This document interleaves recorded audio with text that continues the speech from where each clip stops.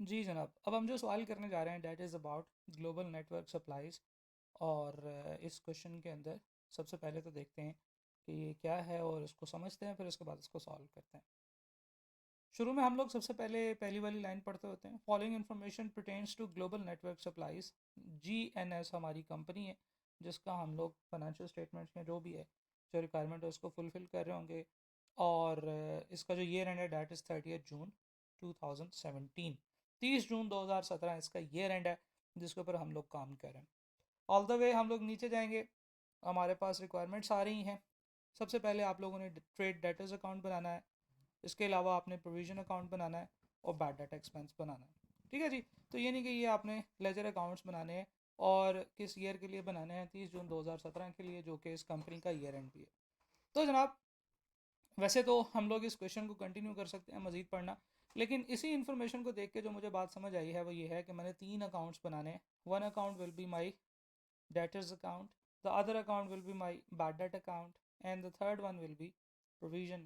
इनमें से आपको पता है कि डेटर्स का ओपनिंग हमारे पास इस तरफ आता होता है डेबिट साइड पे, और प्रोविजन का ओपनिंग हमारे पास क्रेडिट साइड पे आता होता है। तो ज़रा सवाल को पढ़ते हैं, इसमें से इन्फॉर्मेशन लेते जाते हैं और इसको एंटर करते चले जाते हैं। सबसे पहले उसने बताया कि trade debtors as on 1 July 2016, year end है 30 जून 2017, उससे बिल्कुल एक साल पीछे ये हमारे जनाब ओपनिंग डेटर्स हैं। अमाउंट हमारे पास थाउजेंड्स में है, और इसका मतलब ये है कि हम यहाँ पे नीचे भी तमाम अमाउंट्स थाउजेंड्स में लिखेंगे, तो हम यहाँ पे उसको बता देंगे कि अमाउंट्स आर इन थाउजेंड्स, और ओपनिंग डेटर्स जो है वो हम लोग यहाँ पे नोट डाउन कर लेंगे, दैट विल बी 55975। ये इन्फॉर्मेशन उसने हमें प्रोवाइड की थी, जो कि हमने स्ट्रेट अवे यहाँ पे टाइप इन कर ली। अगली बात जो उसने प्रोवाइड की है, the transactions for the year ended 30 June 2017। Sales, sale उसने बताई है 5,40,000 की हैं, और आगे लिखा है including cash sales which is 20% of credit sales, right. इससे पहले हम लोगों ने एक सवाल किया था जिसमें उसने कहा था कि cash sales are 20% of total sales. तो हमने टोटल सेल्स का कहा था कि जनाब टोटल सेल्स अगर 100 की, तो कैश सेल्स जो हैं वो हैं 20 रुपये की, और क्रेडिट सेल्स जो हैं वो 80 रुपये की हैं। ये बात हम लोगों ने की थी पिछले सवाल में। लेकिन यहाँ पे जो चीज़ देखने वाली है या गौर करने वाली है, उसने कहा है कि जी जो कैश सेल्स हैं वो 20% ऑफ व्हाट, क्रेडिट सेल्स हैं। तो यहाँ पे थोड़ा सा डिफरेंस है कि जो ये कैश है ये 20% ऑफ दिस सेल्स है। तो हम इसको यहाँ से कैश की से अमाउंट जो है वो कैसे फाइंड आउट करेंगे? उसने हमें बताया कि जी ये जो सेल्स हैं ये टोटल सेल्स हैं 540,000 की, और इसमें दो चीज़ें, यानी कि इसमें क्रेडिट सेल्स भी हैं और कैश सेल्स भी हैं। इन दोनों को ऐड करें तो 540,000 बनता है। क्रेडिट सेल्स फर्ज करें एक्स हैं, तो कैश सेल्स 20% ऑफ एक्स हैं, यानी कि ये बनते हैं 540,000। इसी को मजीद वर्कआउट करते हैं तो ये बनता है 1.2x इज इक्वल टू 540,000। तो जो x जिसको हमने क्रेडिट सेल्स के तौर पे अज्यूम किया था, that will be 540,000 divided by 1.2। तो हमारे पास जो क्रेडिट सेल्स आएंगी that will be equal to 450,000, right. तो थोड़ा सा डिफरेंस है, एग्जामिनर आपको परसेंटेजेस में फंसाने की कोशिश करेगा, ये सिर्फ और सिर्फ आपकी हाजिर दिमागी होगी कि आपने वर्ड्स पे कितना गौर किया, तो आप उसको इजीली फाइंड आउट कर सकते हैं। तो जनाब सेल्स हमारे पास जो क्रेडिट सेल्स हैं जो हमने डेटर के अकाउंट में पुट करनी है, डैट विल बी 450,000। तो हम लोग यहाँ पे सेल्स लिखेंगे 450, रेफरेंस दे देंगे वर्किंग वन का, और हमारी जो वर्किंग वन है वो ये। डेफिनेटली आप तो अगले पेज पे से कर रहे होंगे, लेकिन मैं क्योंकि यहाँ पे इसके सामने कर रहा हूँ, तो this is my working number one. आपने इसका उधर रेफरेंस दे दिया। हम लोग आगे चलते हैं जी। Sales return pertaining to credit sales. अब ये जो सेल्स रिटर्न है ये सारी की सारी क्रेडिट सेल्स से मुतालिक हैं। 6,300 की सेल्स रिटर्न है, दैट इज़ वेरी इजी। हम लोग यहाँ पे डेटर्स की क्रेडिट साइड पे लिखेंगे सेल्स रिटर्न 6,300 की ड्यूरिंग द ईयर। अगली चीज़ जो इसने की है, collection from the credit customers. This includes rupees 8.1 million from the customer who availed 10% discount. ये जो 438 मिलियन की जो रिसीट्स हैं, मैं इसको मिलियन क्यों कह रहा हूँ क्योंकि इसके साथ 3 जीरो और भी हैं जो इसने ऊपर लिखे हैं। तो ये 438 मिलियन की जो आपको पैसे मिले हैं, इसमें से 8.1 मिलियन वो अमाउंट भी थी जो कि रिसीव की आपने कस्टमर से, लेकिन उसको 10% का डिस्काउंट भी दिया। लेकिन अमाउंट कितनी रिसीव किया, अमाउंट तो 438 ही आपने रिसीव किया ना, ये तो कम ज़्यादा नहीं है ना, इसमें से तो डिस्काउंट माइनस नहीं होना ना, ये तो फाइनल अमाउंट है जो आपको रिसीव हो चुकी है। तो हम लोग यहाँ पे लिखेंगे बैंक या डेटर से, बैंक या कैश से 438,000, ठीक है जी। और सारी अमाउंट्स क्योंकि मिलियन में है तो हमने 438 यहाँ पे लिख दिया। लेकिन ये जो इन्फॉर्मेशन है, इस इन्फॉर्मेशन को हम लोगों ने वर्कआउट करना है। उसने कहा है कि जी कि यहाँ पे एक ऐसी अमाउंट भी थी जो 8.1 मिलियन की थी जो हमने कस्टमर से रिसीव की है, रिसीव की बात हो रही है ना, कि इतने रिसीव किए हैं जबकि उनको हमने 10% पेमेंट डिस्काउंट दिया था। तो हम लोग यहाँ पे करेंगे वर्किंग नंबर 2 अबाउट डिस्काउंट, के जनाब हम लोग बिल्कुल उसी तरीके से लिखेंगे कि रिसीवेबल कितना था, हमें नहीं पता कितना रिसीवेबल था, हमने उसको डिस्काउंट दिया, ये भी हमें नहीं पता, डिस्काउंट की अमाउंट नहीं पता, लेकिन परसेंटेज पता है कि डिस्काउंट हमने उसको कितना दिया है, 10%। और टोटल रिसीव्ड कितना हुआ फिर, बिल्कुल इसी तरह से वर्किंग हम लोग बड़ी दफ़ा बना चुके हैं। रिसीव हम लोगों ने किया है जी 8.1 मिलियन, तो क्योंकि सारी अमाउंट्स हम थाउजेंड में लिखने हैं तो मैं भी इसको 8,100 लिख देता हूँ। तो 8.1 मिलियन आपने रिसीव किया था।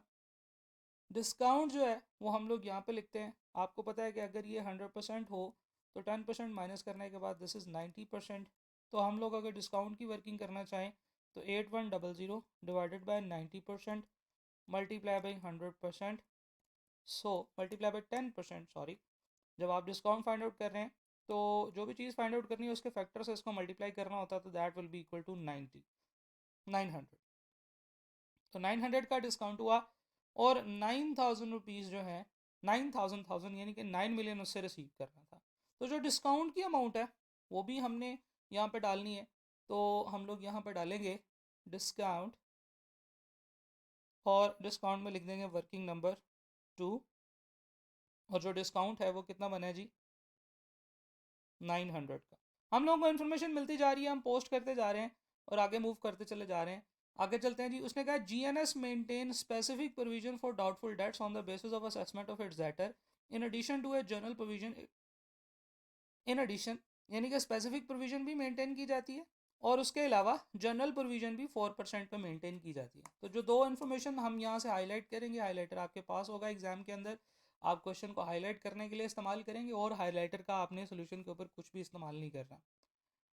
तो उसने ये कहा है कि जी 4% रिमेनिंग डेटर्स के ऊपर भी आप प्रोविजन फाइंड आउट करते हैं। The status of debtor being considered for the purpose of specific provision is as under. अब यहाँ पे टेबल के अंदर उन्होंने बड़ी मजे की इन्फॉर्मेशन दी है, वही तमाम बातें हैं जो हम पहले भी कर चुके हैं, लेकिन क्योंकि इन्फॉर्मेशन उसने थोड़ी डिफरेंट तरीके से प्रोवाइड की है, टेबल बना के दिया हुआ, तो हम इसको डिस्कस कर लेते हैं। सबसे पहले उसने बताया कि एक कंपनी है जी जिसका नाम है Mehran Link. Balance as on 1 जुलाई 2016, 1 जुलाई 2016 को उसका बैलेंस कितना था। अब ये कौन सा बैलेंस होगा, ये ओपनिंग बैलेंस होगा, राइट, क्योंकि आप जिस ईयर का टैक्स, आप जिस ईयर की कैलकुलेशन कर रहे हैं वो है जी 30 जून 2017, यानी कि 1 जुलाई 2017 से 1 जुलाई 2016 से 30/6/2017, ये आपका ईयर एंड है। तो जो अमाउंट आपके पास इस डेट पे है that will be your opening balance. तो हमारे पास 1 जुलाई 2016 पे जो ओपनिंग बैलेंस है इसका डेटर का वो है 400 मिलियन का, सॉरी 400,000 का, नॉट 400 मिलियन, 400 का। अच्छा, और इसका जो क्लोजिंग बैलेंस है वो 320 है। इसका मतलब ये है कि इससे 80 रुपये की रिकवरी हो गई है। क्या उसकी कोई एंट्री करने की ज़रूरत है जी, बिल्कुल नहीं। अगर तो एग्जामिनर कहता कि जनाब इनसे जो पैसे मिले हैं वो इन पैसों में शामिल नहीं है जो आप ऊपर 4,38,000 कर चुके हैं, तो फिर हमें जो है ना वो इसकी एंट्री करनी पड़नी थी। लेकिन अब क्योंकि उसने बताया है कि वो टोटल रिसीव्स हैं, तो इसका मतलब ये है कि ये 438 के अंदर, इस 438 के अंदर जो हमने कस्टमर से पैसे रिसीव किए हैं इनके भी 80,000 पे शामिल हैं जो हमने इससे रिसीव कर लिए। और इसने स्पेसिफिक प्रोविजन का ओपनिंग बैलेंस भी बता दिया। तो ये प्रोविजन के ओपनिंग के बारे में उसने बताया। हमें बताया कि प्रोविजन का ओपनिंग बैलेंस तो हमारे पास नहीं है, तो हम लोग प्रोविजन का ओपनिंग बैलेंस भी किसी तरीके से वर्कआउट करने की कोशिश करेंगे।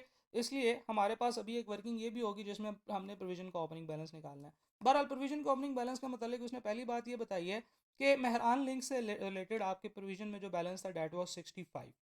ठीक है। इसके बारे में कुछ और इन्फॉर्मेशन भी दी है। 30 जून 2017 के दरमियान इसकी क्या एडजस्टमेंट है, तो उसने बताया Mehran link is facing severe cash flow difficulties, therefore a provision at 30% of the outstanding balance is required। तो इसने क्लोजिंग प्रोविजन के बारे में हमें बताया कि ये कैसे करनी है। पहले नॉर्मली ऐसे होता था कि आपको पैराग्राफ की फॉर्म में दिया होता था, 4 पॉइंट्स दिए होते थे, आप उस हिसाब से कैलकुलेशन कर लेते थे, लेकिन इसमें उसने टेबल बना दिया। तो that is not a different thing, table भी सेम ही इन्फॉर्मेशन आपको प्रोवाइड कर रहा है। मेहरान के बारे में हमें ये इन्फॉर्मेशन पता चल गई। बोलान के बारे में उसने कहा कि 480 ओपनिंग था, 480 ही क्लोजिंग रिसीवेबल है, यानी कि ड्यूरिंग ईयर उससे कोई पैसे रिसीव नहीं हुए, और ओपनिंग में 240 की प्रोविजन हमने इसकी बनाई हुई थी। हमने ये सोचा होगा कि यार इससे 50% बैलेंस रिसीव हो जाएगा, इस 480 में से 50% तो हमने 280 की प्रोविजन ओपनिंग में बनाई हुई थी। अच्छा, आगे क्या करना है। The entire amount needs to be return off as बोलान, written off needs to be return off, इसको बैड डेट कर दें सारी की सारी अमाउंट को, राइट। अच्छा, क्योंकि ये बैंक करप्ट हो गया है, तो ये तो हम बैड डेट करेंगे, इसकी तो बैड डेट की एंट्री करनी पड़ेगी। सिमिलरली खैबर केबल्स के बारे में बताया कि 135 ओपनिंग था, 90 क्लोजिंग था, यानी कि 45 का रिसीवेबल, 45 का इससे बैलेंस रिसीव हो गया। बहरहाल उसकी कोई एंट्री करने की ज़रूरत नहीं है, क्योंकि ऊपर उसने टोटल रिसीट्स बताए हुए हैं। 95 का इसका प्रोविज़न हमने पिछले साल क्रिएट की हुई थी 135 में से, लेकिन उसके बारे में उसने बताया the balance in respect of old disputed invoice, the balance is in respect of, यानी कि जो बैलेंस इसका रह गया है इस अकाउंट में 90,000 रुपये का, this is in respect of old disputed invoice, ठीक है जी, and needs to be return off, इसको भी राइट ऑफ कर दें, बैड डेट कर दें, लेकिन किस अमाउंट का, जो इसका बैलेंस रह गया हुआ है, 90,000 रुपये का इसका बैलेंस है, जिसको हमने बैड डेट में पोस्ट आउट कर देना। ओके, अगला है जी रावी रेस, 460 था, 460 है। प्रोविजन जो है वो ओपनिंग इसकी कोई नहीं क्रिएट की हुई थी, right, there is no opening provision, right. तो उसने बताया कि Ravi Rays has stopped buying from GNS, Ravi Rays ने जो है ना वो जीएनएस से, जीएनएस कौन है, हम लोग हैं, इस कंपनी ने हमसे चीज़ें परचेज करनी छोड़ दी हैं। अच्छा, it has been decided to set off 120,000 payable by GNS to Ravi Rays, ये वर्ड ज़रूरी है, ये वर्ड ज़रा गौर से देखना है, पेएबल बाय जीएनएस, हम लोगों ने इनके किसी और मद में कुछ पैसे पे करने थे, तो हमने इसके साथ ये वाली अमाउंट सेट ऑफ कर दी। तो सेट ऑफ करने का क्या मतलब होता है जी, आपने कॉन्ट्रा एंट्री पास कर दी। अब यहाँ पे कॉन्ट्रा एंट्री पास करने के लिए हमने रूल ये पढ़ा हुआ है कि दोनों पार्टीज एग्री करनी चाहिए, क्योंकि ये काम जो है वो डिसाइडेड है कि अब आपने करना है, वो पार्टी भी कह रही है ठीक है कर दें, तो आप इसको कर देंगे। And make provision at 25% of the remaining balance, और रिमेनिंग बैलेंस इसका जितना रह जाएगा उसके ऊपर 25% की प्रोविजन करनी है। तो 460 में से 120 माइनस करेंगे, हमारे पास रह जाएगा 340, इसका 25% की हम लोग प्रोविजन जो है ना वो अप्लाई कर देंगे, राइट। तो 340 का 25% will be equal to what, 85, right. बहरहाल हम लोगों ने जो है ना वो इन चारों के बारे में बात कर ली। अब इसमें सिर्फ और सिर्फ ये काम है कि इन सब से हम लोगों ने प्रोविजन का ओपनिंग बैलेंस फाइंड आउट करना है, प्रोविजन का क्लोजिंग बैलेंस फाइंड आउट करना है, जो बैड डेट की एंट्री है वो बैड डेट में पोस्ट करनी है, और फिर उसके बाद प्रोविजन के क्लोजिंग को बैड डेट में पोस्ट कर देना है, क्लोज कर देना है। तो जनाब वर्किंग्स हम लोग करते जा रहे हैं, आप क्योंकि पेपर पे कर रहे होंगे तो वन बाय वन एक दूसरे के ऊपर नीचे आप नई नई वर्किंग्स जो है ना वो शुरू करते चले जाएंगे। वर्किंग नंबर 3 है जी, for opening balance of provision. तो हमें पता है कि हमने प्रोविजन का ओपनिंग फाइंड आउट करना हो या क्लोजिंग, सबसे पहले हम लोग स्पेसिफिक प्रोविजंस लिखते हैं। यहाँ पे हम लोग लिखते हैं रिसीवेबल्स, परसेंटेज का कॉलम बनता है, और फिर प्रोविजन का कॉलम बनता है। तो जनाब सबसे पहले हम लोग बात करते हैं ओपनिंग की स्पेसिफिक प्रोविजन की, जिसके बारे में उसने हमें यहाँ पे बताया है। 3 स्पेसिफिक प्रोविजन है ओपनिंग की, एक है जी मेहरान की, दूसरी है बोलान की, और तीसरी है खैबर की, ठीक है जी। तो ये सुजुकी वालों की जो है ना, ये मेरे ख्याल से सारी गाड़ियों के नाम आ रहे हैं, मेहरान, बोलान और खैबर, ये 3 है जिनके ऊपर आपने प्रोविजन फाइंड आउट की हुई है। हमें कैसे पता चला कि इन तीनों के अलावा और कोई नहीं है, क्योंकि एक चौथी है रावी रेस जिसका कोई प्रोविजन ओपनिंग नहीं है, तो इसका मतलब है कि इसकी ओपनिंग तो कोई प्रोविजन नहीं होगी पिछले साल हम लोगों ने। और दूसरी चीज़ यह है कि the status of debtors being consider for the purpose of specific provision is as under, उसने बता दिया। ये सब के सब का स्टेटस बता दिया, ओपनिंग का भी और क्लोजिंग का भी, राइट। और हमारे पास कोई ऐसा इशारा इस सवाल में नहीं है जिससे हमें पता चले कि इन चार के अलावा भी कोई और स्पेसिफिक प्रोविजंस हो सकती हैं। बहरहाल हम लोगों ने कहा क्या किया, मेहरान का देखें ओपनिंग बैलेंस था 400 और इसकी प्रोविजन थी 65 रुपयों की, तो हम लोग यहाँ पे लिखेंगे 400 और इसकी प्रोविजन थी 65 रुपये की। हम वर्क बैक भी कर सकते हैं अपनी परसेंटेज भी, लेकिन उसकी हमें ज़रूरत नहीं है। बोलान 480 और 240, 480 का बैलेंस रिसीवेबल था बोलान से, और इससे जो प्रोविजन हम लोग ले रहे थे 240 की। हम वर्किंग परसेंटेज कैसे वर्कआउट कर सकते हैं, 240 तकसीम 480 ये बनता है जी 50%। इसी तरीके से 65 तकसीम 400 ये बनता है जी 16.25%। ये परसेंटेज की हमें ज़रूरत नहीं है। स्पेसिफिक प्रोविजन में कभी कभार हम लोग बगैर परसेंटेज के अमाउंट के हिसाब से भी अंदाज़ा लगा लेते हैं, लेकिन चलें क्योंकि हम टेबल बना रहे हैं तो इस परसेंटेज को कंप्लीट कर दिया। खैबर है जी 135 की और इसकी प्रोविजन है 95 रुपये की, तो खैबर का बैलेंस था 135 और इसकी प्रोविजन है 95 रुपये की। तो हमारे पास जो टोटल जो स्पेसिफिक प्रोविजन की जो बैलेंसेस थे वो थे जनाब 400, 480 और 135, 1015 के। और जो टोटल प्रोविजन बन रही थी वो बन रही थी 65 प्लस 240 प्लस 95 400 की। आगे चलते हैं। हमारे पास जो जनरल प्रोविजन थी ओपनिंग में, उसके बारे में उसने बताया था कि जनरल प्रोविजन हम लोग 4% ऑफ डेटर्स के ऊपर रखते हैं, और हमारे पास जो टोटल ओपनिंग डेटर थे वो थे जी 55,975।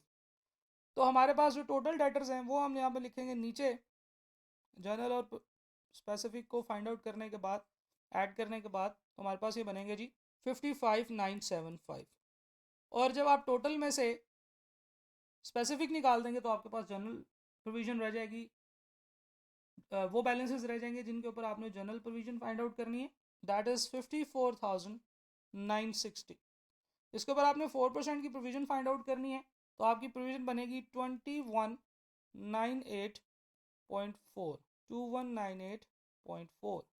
और आपकी जो टोटल ओपनिंग प्रोविजन बनेगी that will be equal to 2598.4। और हम लोग यहाँ पे प्रोविजन की ओपनिंग में ये अमाउंट लिख देंगे 2598.4, और वर्किंग नंबर 3 का रेफरेंस हम यहाँ पे दे देंगे कि भाई जाके वर्किंग 3 में देख लो कि हम लोगों ने इसको कैसे किया। नेक्स्ट स्टेप इज़ कि हम लोगों ने बैड डेट्स की एंट्रीज करनी है और प्रोविजन का क्लोजिंग बैलेंस फाइंड आउट करना है। तो जनाब देखें, सबसे पहला जो बैड डेट था वो बोलान डायलिंग का था कि बोलान डायलिंग का जो है ना वो पूरा का पूरा 480 जो है वो हमने बैड डेट कर देना है।